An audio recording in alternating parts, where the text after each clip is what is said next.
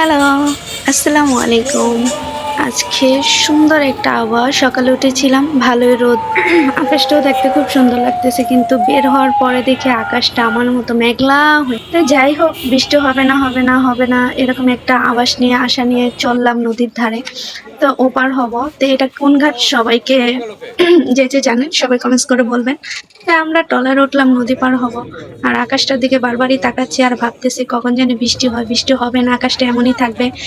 তাই ভাবতে ভাবতে নদীর এপার হয়ে গেছি। তাই এখানে আমরা এসে পড়লাম। এটা কোন ঘাট কেউ যদি বলতে পারে তাহলে অবশ্যই আমাদেরকে জানাবে। তো এখানে আমরা অটো নিয়েছি। আমরা অটো নিয়ে আবার রিটার্ন করে সেই ঘাটে এসেছি।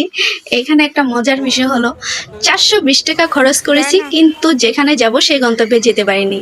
মানে চেয়েছিলাম সোনারগাঁ যাব, কিন্তু আমরা সোনারগাঁ যেতে পারিনি। এই যে বৃষ্টি বৃষ্টির একটা ভাব আপনাদেরকে বলেছিলাম, সেই বৃষ্টি আমাদেরকে ভাসায় নিয়ে গেছে 420 টাকার মূল্যতে।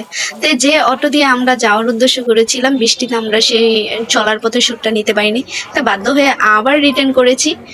তাই কি আর করবো, 420 টাকা বিফল। কিন্তু মনের মতো গন্তব্যে সেই সোনারগাঁ যেতে পারিনি এই বৃষ্টির কারণে।